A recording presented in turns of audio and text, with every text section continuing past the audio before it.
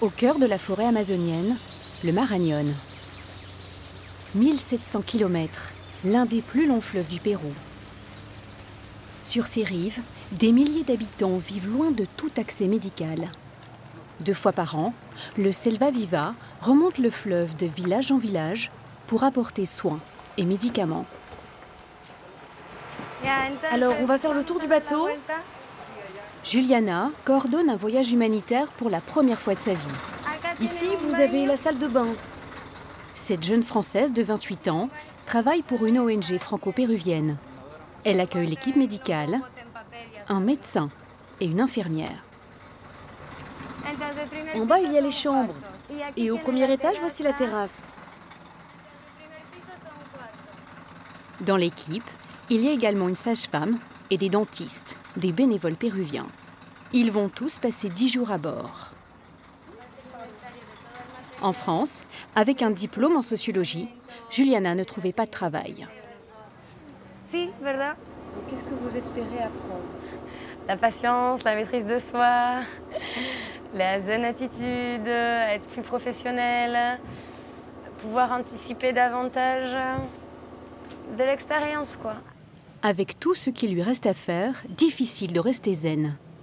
Le bateau est amarré à Iquitos, la capitale de l'Amazonie péruvienne.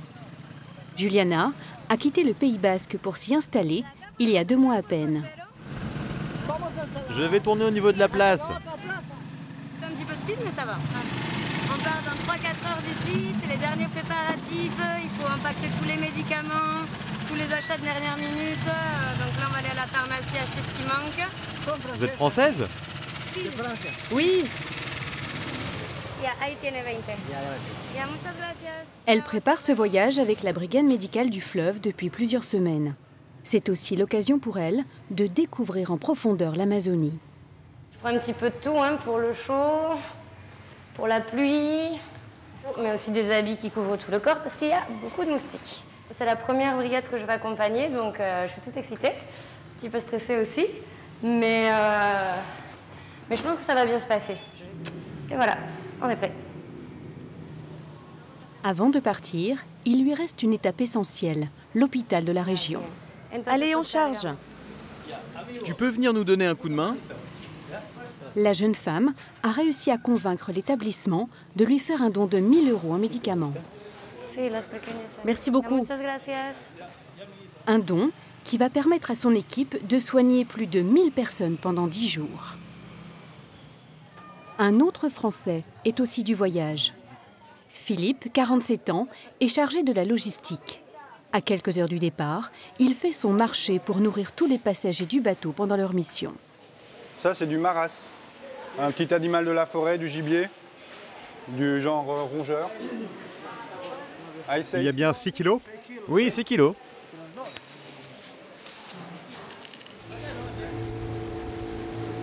Philippe est arrivé au Pérou il y a 1 an.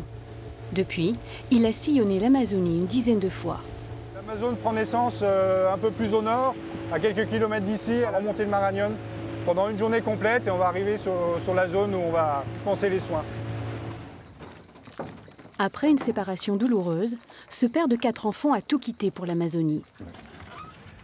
Aujourd'hui, Philippe vit sur le bateau à l'année. Là, vous êtes dans ma tanière. Là, il y a mon bureau d'un côté, le lit de l'autre. J'habite sur le bateau, donc c'est ma maison. Loin de sa Franche-Comté, il a appris à connaître les traditions locales. Ça, c'est des petites choses que j'ai trouvées dans les différentes communautés qu'on visite. Ici, ça porte bonheur. Il y en a certains qui mettent ça dans le berceau des enfants à la naissance pour leur donner de la chance.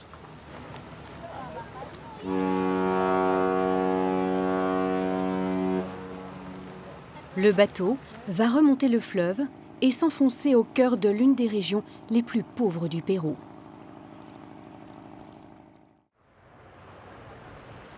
À 1000 km de là, au sud du Pérou, Antoine, 48 ans, s'est installé ici il y a 18 ans. Il est marié avec une Péruvienne. J'ai voyagé en toute l'Amérique du Sud et finalement, je reste avec le Pérou, quoi. Le Pérou, c'est le plus beau pays d'Amérique.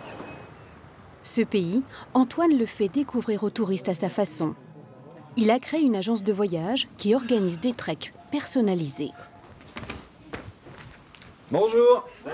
Comment ça va? Je m'appelle Laura, salut. Salut, moi c'est Antoine. Jacques, Voilà, enchanté. je vous reconnais, on s'est vu sur Skype. Ouais. Plaisir. Donc c'est bien. Vous êtes prêts? On est au top. Prêt? Bon, ben on est parti alors. Allez, Voilà. go. Ah bon? Allez, on est parti. Gracias. Pendant 2 semaines, Antoine emmène Jacques et Laura visiter les sites incas et rencontrer les communautés andines. Là, on a à peu près 3/4 d'heure de route. Au début, c'est asphalté, après c'est une piste en terre. On va arriver à la communauté de Patabamba. Et donc, on va partir pour, disons, 3 heures de marche. Des questions? Pas pour le moment, ça Pas viendra question, avec ça le temps. Ouais. Ah, ça fait longtemps qu'on attend ça, quoi. Ouais. Ouais, c'est trop bien. Super. Ok. On a choisi Antoine pour ça. C'est-à-dire qu'il propose un voyage un peu à la carte Et en dehors des sentiers battus. voilà, on va marcher, visiter les sites à des heures un petit peu en décalage par rapport au flux de touristes, rencontrer les gens, dormir chez l'habitant. Et donc c'est vraiment ça c'est ça qu'on voulait, quoi.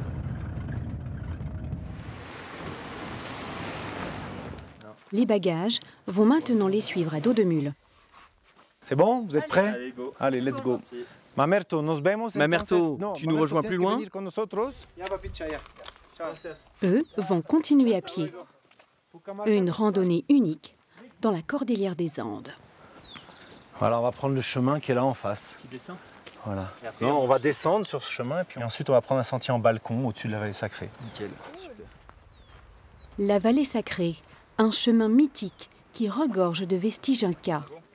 Une civilisation née au début du XIIIe siècle, aujourd'hui disparue.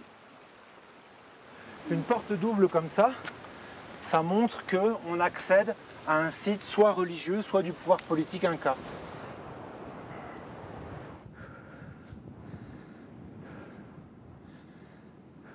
Les sommets, Antoine connaît. Il a passé son enfance dans les Alpes. J'aime bien parce qu'à partir de 4000, dans ces steppes rases, il fait plus frais déjà. Il y a un petit vent frais qui fait du bien quand on marche.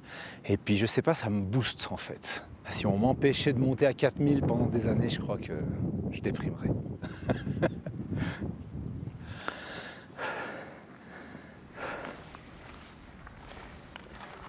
Ça, c'est méga gratifiant. On est en plein milieu de la nature, seul au monde, c'est top. Vous voyez d'où on vient? Les escaliers là qu'on a descendus là en face, tu vois? Oui, tout à fait. On va s'asseoir ici. Pour les aider à supporter l'altitude, Antoine les initie à la tradition de la coca. La coca, c'est le lien entre les hommes et les esprits des montagnes, les apous. Et ils soufflent dessus pour envoyer leurs prières, leurs remerciements. T'en prends 3 comme ça, et puis... Et tu avales La salive. le jus amer là qui sort.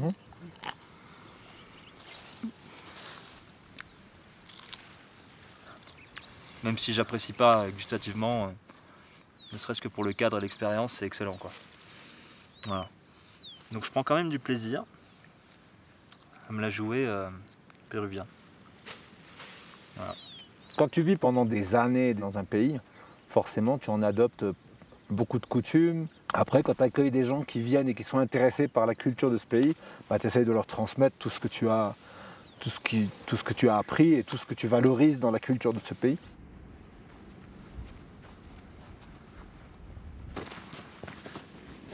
Alors ici, on est sur le site de Moraï.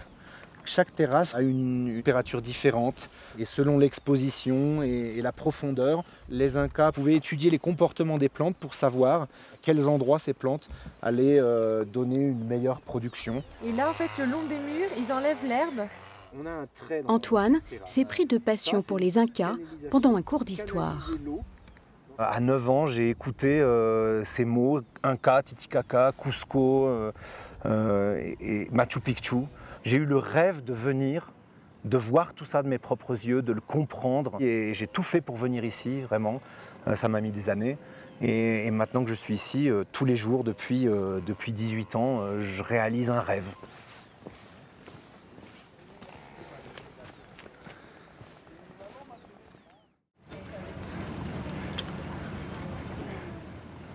Hola. Après une nuit de navigation, le bateau arrive enfin au premier village.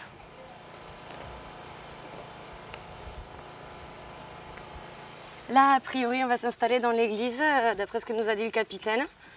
Donc on va voir ce que ça donne, là, on découvre. Ils vont passer 2 jours dans ce village de 260 habitants. Hola, Bonjour. Bonjour, comment allez-vous? Dans la petite église, ils sont accueillis par un sermon. Nous voulons te remercier, mon Dieu, car tu es grand. Nous croyons que tu as amené ici la main et le cœur de ces personnes pour qu'ils nous libèrent de nos douleurs. Merci, Seigneur. Amen. Merci beaucoup. On va commencer les consultations. Il est 8 heures et la salle d'attente est déjà bien remplie. La présence de médecins est si rare que c'est par famille entière que les habitants se sont déplacés. Tous vos enfants sont là? Juliana est chargée d'enregistrer les patients. Qu'est-ce que tu as là, Daniela? Elle en a sur tout le corps. Ah, mais ce sont des parasites? Oui, ça la gratte. Il faut que tu lui donnes un bain avec du pamplemousse et du citron. Ça va les faire sortir. La petite Daniela a aussi du mal à respirer et a beaucoup de fièvre. Aujourd'hui, des cas comme celui-là, le médecin en verra une vingtaine. Le centre de santé est à quelques heures d'ici, donc ils n'ont pas accès à des soins médicaux et ils n'ont absolument pas accès à des soins dentaires. Donc ça permet d'apporter des services de santé basiques en fait, dans leur communauté. Et c'est gratuit. Ici, c'est la tête et là, ce sont ses pieds. Juste à côté, la sage-femme enchaîne les consultations. Tu sens la tête de ton bébé? Cette future maman, enceinte de 7 mois, n'a jamais eu de contrôle. Pour vérifier que le bébé va bien, la sage-femme n'a qu'un instrument rudimentaire qui permet d'écouter son cœur. Ici, je n'ai pas le choix. Je dois me débrouiller avec les moyens du bord.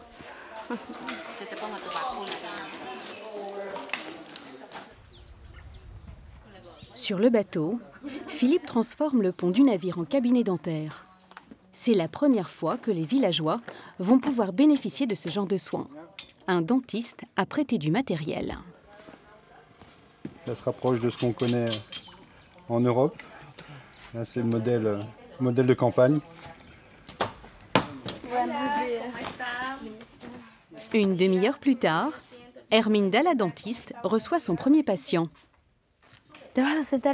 Assieds-toi là, tu vas t'allonger et je vais m'occuper de toi tout de suite, d'accord?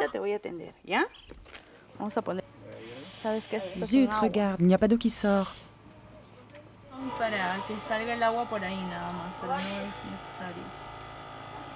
L'eau doit sortir d'ici? Oui. Mais il n'y a pas de tuyau?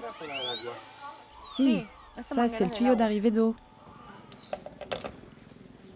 Pour que la machine fonctionne, Philippe est obligé de tenir le tuyau. On va essayer de trouver une solution d'ici demain pour améliorer la situation, parce que là, ça devient fastidieux. Toute la journée à appuyer, ça occupe une personne pour pas grand-chose.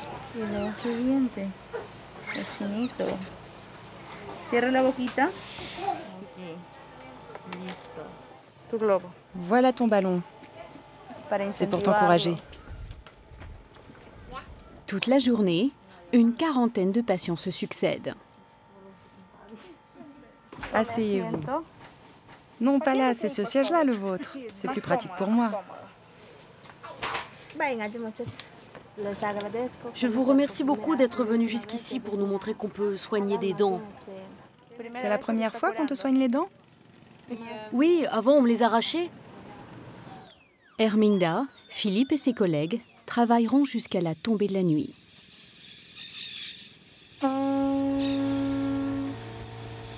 Après avoir passé 2 jours dans ce village, le bateau continue à s'enfoncer un peu plus dans la jungle.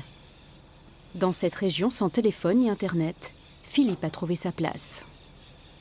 Le contact avec les gens ici me plaît. Le fait de naviguer, de vivre sur l'eau, parce que les levées de soleil sont fabuleux, c'est très apaisant, c'est très reposant. Mais le bateau doit accoster en urgence. Comme pour faire exprès, la pluie est de la partie. Philippe doit déménager tout l'équipement médical dans un bateau annexe. Vamos. On y va? Alors, on est obligé d'emprunter le bateau auxiliaire parce qu'on ne peut pas rentrer avec le grand bateau. Là, on peut voir qu'il y a des branchages partout au milieu du passage. Il faut tout réinstaller. Déjà, une vingtaine de familles fait la queue devant le dispensaire improvisé. Ne vous inquiétez pas, vous allez passer en consultation avec le médecin, puis avec les dentistes. Mais s'il vous plaît, madame, prenez vos enfants et restez assises. Aïe. Ah, il est 11 h, il y a un monde fou dehors. Je ne sais pas quoi faire. Je continue à les enregistrer ou pas? Oui, tu les enregistres et tu leur dis de revenir cet après-midi. La jeune femme n'a pas l'expérience de Philippe. Elle a du mal à rester zen. C'est-à-dire? Ah, bienvenue au Pérou. C'est vivant, ça bouge. C'est ça les gamins. On va pas du tout pouvoir voir tout le monde dans la journée. Donc je sais pas trop ce qu'on va faire. On sent un peu les en parler là. Complètement. Les enfants, s'il vous plaît. Au milieu de l'agitation et des cris d'enfants, une urgence mobilise l'équipe médicale. À 2 ans, le petit Christian ne pèse que 5 kilos. Il est en danger de mort. Comment s'appelle ton mari? Hein? Andrés? Il est venu avec toi? Il n'y a pas un membre de la famille qui peut venir nous aider? À 2 ans, ce petit garçon est en danger de mort. Il faudrait trouver du lait en poudre enrichi, non? Oui, ce serait bien. Parce qu'il tient à peine debout. Il a 2 ans et il fait le poids d'un enfant de 6-8 mois.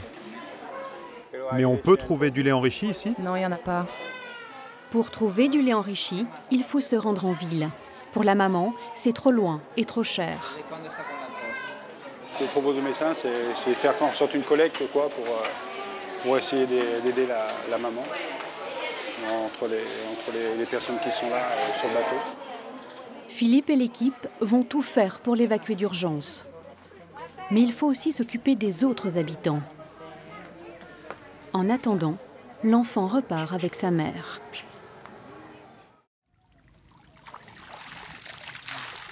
Sur le bateau, après 10 heures de consultation, l'équipe a découvert que le petit Christian est né hors mariage et que son beau-père refuse de le nourrir. De toutes les brigades que j'ai faites, je n'ai jamais vu ça. C'est inacceptable. C'est criminel. Il faut qu'on fasse quelque chose. Là, on ne peut pas laisser les choses en l'état. Il y a vraiment un cas là de... Le petit garçon est en danger de mort. Il décide d'évacuer le petit garçon dès l'aube.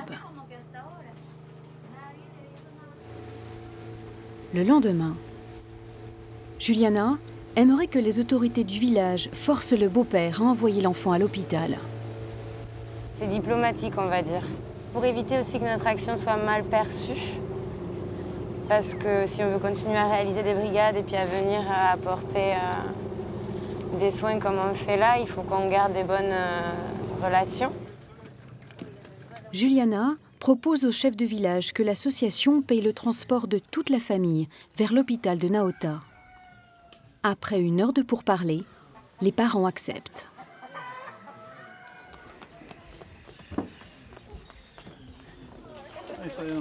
Bonjour. Bonjour. Philippe accompagne l'infirmière qui va prendre le bateau avec la famille jusqu'à l'hôpital. Le beau-père ne dit pas un mot. Vous avez le sentiment d'une mission accomplie, là? Non, pas vraiment, parce que là, on a fait l'urgence, on a assuré la logistique. Ce qui est le plus gros problème ici, c'est les transports, c'est les distances. Et maintenant, advienne que pourra. 4 jours plus tard, le couple retirera l'enfant de l'hôpital sans explication. Depuis, l'équipe n'a aucune nouvelle.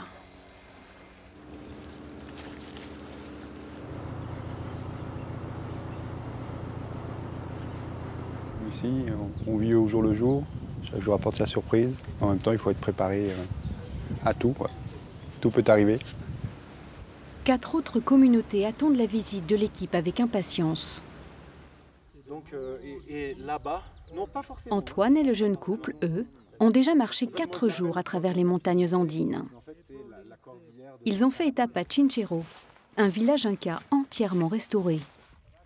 Traverser les salines de Maras, 4000 bassins de sel accrochés à la montagne, créés par les Incas et toujours exploités par les paysans de la région. Cette forteresse fut le siège de combats acharnés lors de la conquête espagnole au XVIe siècle. Par exemple, ici, vous voyez la porte trapézoïdale. Et on voit que les pierres sont parfaitement taillées et la porte de la même manière. Impressionnant. Chaque soir, pas d'hôtel 5 étoiles, mais des étapes chez les amis d'Antoine au mode de vie ancestral. Ce soir, il les emmène chez un couple de paysans qui vit dans les montagnes. Bonsoir Mamanati, comment vas-tu? Silverio, c'est sympa de te voir. Ah oui, papa, Kalilia. Antoine les a rencontrés il y a 6 ans, lors d'une balade dans les montagnes. Dès qu'il fait visiter le Pérou, c'est chez eux qu'il passe la nuit. Il est tard, vous avez marché comme des tortues. Oui, comme des grosses tortues. Jacques et Laura vont dormir dans cette petite chambre, au confort plutôt modeste. Il fait pas trop froid, c'est souvent ça le problème ici en altitude, il peut faire froid. Ouais, le soir, faut bien se couvrir. Mais là ça va, c'est nickel, c'est trop beau, ce petit toit en paille. C'est typique. C'est hyper typique, ouais. Un petit casse-croûte traditionnel d'accueil. On appelle ça choclo con queso. Du maïs avec du fromage, un repas traditionnel dans les Andes. On vit un petit moment de leur vie et voilà, c'est ça qui est génial, quoi. Et c'est ça qu'on rapportera quand on rentrera en France, quoi. Donc c'est super, c'est plein de souvenirs aussi. Pour Mamanati et son mari, les visiteurs d'Antoine sont une source de revenus providentiels. Ici, on peut montrer aux touristes comment nous vivons, comment nous chantons et nous dansons. Cela nous permet de gagner de l'argent pour financer l'éducation de nos enfants. Après l'entrée, voilà le plat de résistance. Un cochon d'Inde. Je peux pas manger ça, moi. Nous, on mange les cochons d'Inde pour les anniversaires et les fêtes. Elle le tient bien là. Et le truc qui bouge, elle lui fait la nuque. Hein. Oh, c'est ok, está bien, on va pas le déranger plus longtemps. Il paraît que c'est hyper bon. Donc j'aimerais bien goûter avant de partir. Ce ne sera pas pour ce soir. Tu dois tuer les dindes, les montres et les cartouches rouges. La cartouche! C'est au tour des Français de montrer leur tradition virtuelle. Eux, ils m'apprennent plein de choses que moi, j'ai pas, que je connais pas, que je sais pas. Et puis voilà, bah, moi, j'ai une autre culture qui intègre un peu ce genre de choses. Et bah, voilà, on partage tout, quoi, voilà. Hé, tue la dinde, là!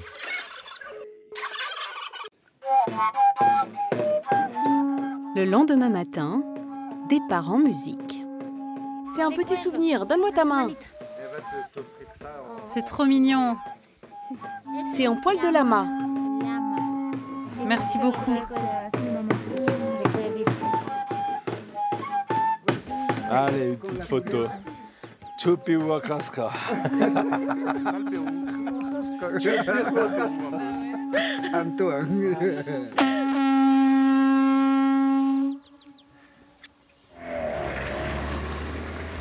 Après plusieurs jours de marche hors des sentiers battus, Antoine, Jacques et Laura rejoignent les grands circuits touristiques pour visiter le site incontournable du Pérou. Et voilà les amis. Un truc de fou quoi. Et voilà, on arrive à Machu Picchu. C'est le plus beau site, c'est le plus majestueux site, le plus impressionnant, le plus grand, le mieux construit de tous les sites Incas. Et en plus de ça, il est dans un environnement qui est exceptionnel.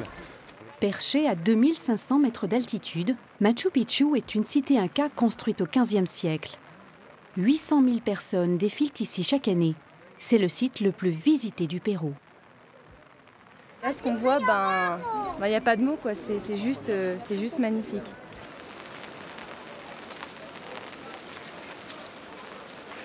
C'est peut-être la 50e fois que je viens, mais à chaque fois que je viens, c'est une grande émotion. Ce qui me plaît beaucoup ici, c'est qu'on voit que les Incas étaient des sculpteurs de montagne. Et comme montagnard moi-même, c'est quelque chose qui me fascine.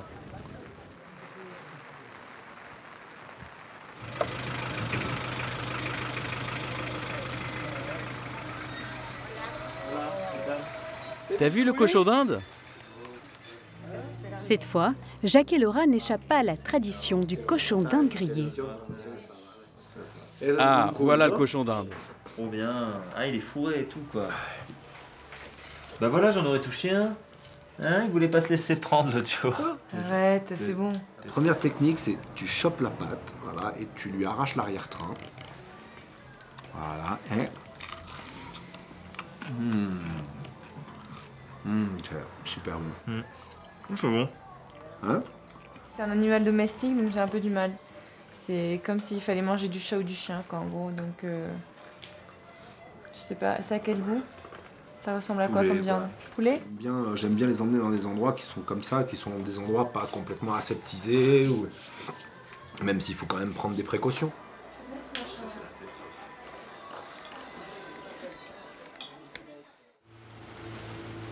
Sur le fleuve Marañón, Juliana, Philippe et l'équipe médicale s'accordent une pause. Philippe leur a organisé une promenade dans la jungle. Une petite récompense après les efforts fournis par toute l'équipe. Il y en a qui ne connaissent quasiment rien de l'Amazonie. Donc là, c'est une petite balade tranquille. Ils découvrent un sanctuaire pour animaux grâce à un guide local qui leur offre les trésors de l'Amazonie sur un plateau. Regardez comme elle est jolie celle-là. T'as vu ça?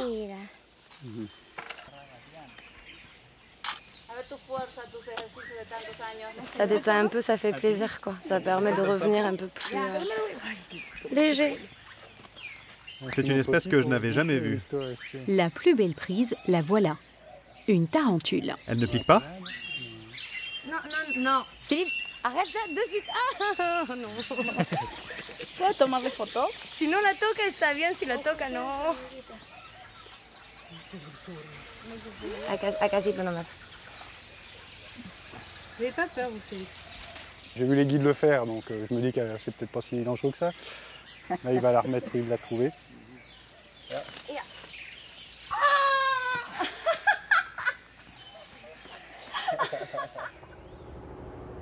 Après 10 jours d'expédition dans les communautés d'Amazonie, les médecins et les dentistes vont retrouver leur cabinet en ville.